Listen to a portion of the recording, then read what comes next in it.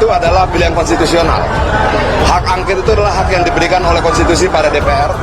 Tapi apakah hasil angket itu akan menggugurkan hasil pemilu? Apalagi hasil pemilu itu kalau diputus oleh Mahkamah Konstitusi, dia sama sekali tidak menggugurkannya. Bisa aja, misalnya ada polisi atau ada tentara atau ada orang sipil siapapun yang ternyata cawe-cawe memasuk misalnya komputer KPU sehingga si A menang yang harusnya nggak menang. Orang itu bisa dipidana. Ya pidana itulah sanksinya kepada dia. Tapi tidak menggugurkan hasil pemilihan umum apalagi telah diputuskan oleh Mahkamah Konstitusi. Angket itu bukan urusan paslon ya, itu urusan partai. Apakah partai itu menggertak apa enggak, saya enggak tahu dan tidak ingin tahu juga. Maka saya enggak ikut-ikut bicara urusan partai. Saya mau menanggapi pernyataan Profesor Yusril terkait dengan hak angket yang beliau menyampaikan bahwa hak angket itu bukan untuk sengketa pemilu. Saya menyatakan bahwa apa yang disampaikan Prof. Yusril benar bahwa hak angket bukan untuk sengketa pemilu. Jadi yang mau dilakukan di dalam hak angket ini adalah bukan memeriksa, bukan menyidangkan tentang sengketa pemilu. Tetapi hak angket ini adalah untuk melakukan penyelidikan terkait proses pemilu yang diselenggarakan oleh KPU, apakah sudah sesuai dengan norma-norma dan aturan yang ada. Nah, kekacauan yang terjadi sekarang ini mengindikasikan adanya ketidakberesan di KPU, dan apakah ketidakberesan itu termasuk salah satunya Sirekap adalah bagian nanti dari sebuah kecurangan, maka hak angketlah yang akan memutuskan. Jadi ini tidak sedang menyidangkan sengketa tetapi menyelidiki sebuah proses. Itu yang harus dipahami oleh Profesor Yusril. Maka hak angket ini sah untuk dilakukan sebagai hak DPR RI untuk menyelidiki apakah pemilu kita ini memang benar-benar telah terjadi kecurangan atau tidak.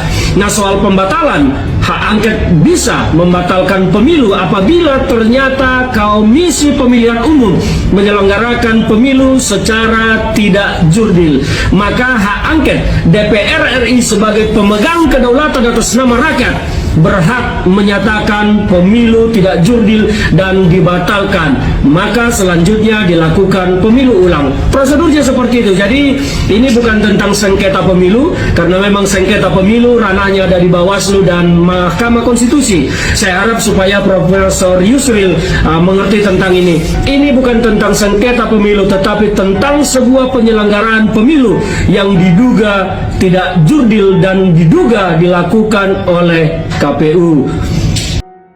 Prof. Yusril dan Prof. Mahfud bakal berhadapan di sengketa pemilu 2024 ini. Sama-sama profesor, kira-kira nantinya bakal seperti apa ruang sidangnya?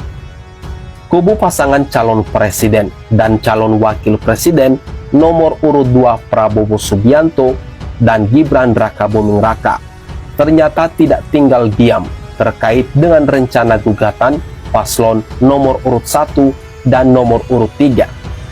Mereka diketahui telah menunjuk wakil Dewan Pengarah Tim Kampanye Nasional atau TKN, Profesor Yusril Iza Mahendra, untuk memimpin tim khusus pembela Prabowo Gibran untuk menghadapi gugatan sengketa Pilpres 2024 ini di Mahkamah Konstitusi atau MK. Yusril menyebut masih menunggu surat kuasa untuknya disetujui oleh Prabowo Gibran. Ya, itu yang sudah diminta oleh Pak Prabowo maupun Pak Rosan maupun Pak Bahlil. Minta supaya saya tetap memimpin tim ini. Ya, nanti surat kuasanya kita ajukan ke beliau, ujar Yusril saat dimintai konfirmasi pada Senin 19 Februari 2024. Lebih lanjut, ia menyampaikan tim pembela Prabowo Gibran dibentuk untuk menghadapi berbagai gugatan perdata dan tata usaha negara di Jakarta dan di tempat-tempat lain. Tim tersebut terdiri dari 14 orang advokat yang diketuai oleh Yusril sendiri. Tim ini sudah dan sedang bekerja menghadapi gugatan tersebut.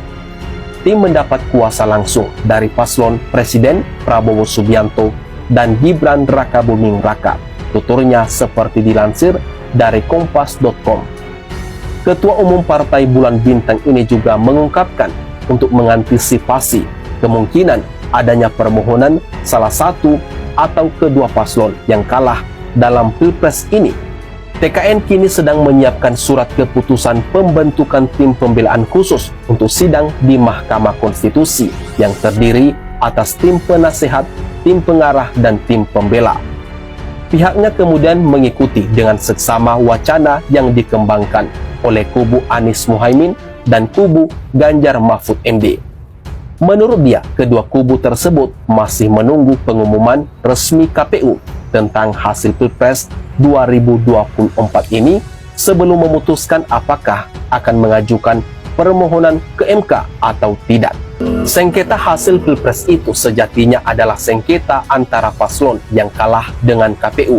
Objek sengketanya adalah keputusan KPU tentang perolehan suara masing-masing paslon yang nanti akan dijadikan acuan MPR untuk melantik paslon terpilih sebagai Presiden dan Wakil Presiden RI periode 2024 sampai 2029. Jelas, Yusril menegaskan, andai posisi Prabowo Gibran dalam keputusan KPU ditetapkan sebagai paslon yang memperoleh suara terbanyak, mereka adalah pihak terkait karena mempunyai kepentingan langsung dengan perkara sengketa hasil Pilpres 2024 di MK.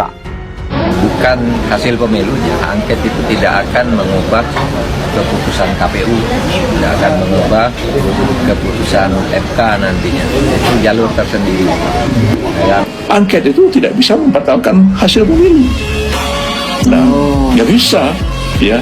Hasil pemilu itu hanya dua, yang diumumkan oleh KPU, itulah hasil pemilu. Kalau pihak tidak puas, dia challenge ke MK. Kalau dia tidak men-challenge ke MK, berarti pengumuman hasil akhir pemilu itu final. Calon Wakil Presiden Mahfud MD mengungkapkan dua cara yang bisa dilakukan pasangan calon presiden dan partai politik untuk menyelesaikan kekisruhan pemilu 2024. Pertama, jalur hukum melalui Mahkamah Konstitusi yang bisa membatalkan hasil pemilu asal ada bukti dan hakim MK berani. Kedua, jalur politik melalui hak angket di DPR RI yang tidak bisa membatalkan hasil pemilu, tapi bisa menjatuhkan sanksi politik kepada presiden. Hal tersebut disampaikan mantan Menko Polhukam dalam cuitan di akun X pribadinya. Mahfud menambahkan dua langkah tersebut memiliki syarat pengajuan dari subjek hukum yang berbeda. Pasangan calon dapat menempuh jalur hukum pada ranah MK. Sementara pada jalur politik dapat ditempuh oleh anggota parpol di DPR, salah satunya melalui hak angket. Meski demikian, Mahfud menegaskan bahwa hak angket merupakan urusan DPR dengan partai politik, sehingga dirinya sebagai cawapres tidak mempunyai kewenangan untuk mengajukan hak angket tersebut. Tetapi Mas Ganjar dan Caimin bisa langsung melalui dua jalur karena selain paslon, mereka juga tokoh parpol. Cuit Mahfud MD. Mahfud juga menjelaskan semua anggota parpol di DPR punya legal standing untuk menuntut melalui hak angket. Guru Besar Hukum Tata Negara itu menyatakan bahwa hak angket bersifat kualitatif, tidak memakai persentase karena tidak menghitung hasil pemilu, melainkan menilai implementasi undang-undang dalam kebijakan pemerintah. Untuk angket adalah kualitatif, tak pakai persentasi, karena tak menghitung hasil pemilu, melainkan menilai implementasi undang-undang dalam kebijakan pemerintah.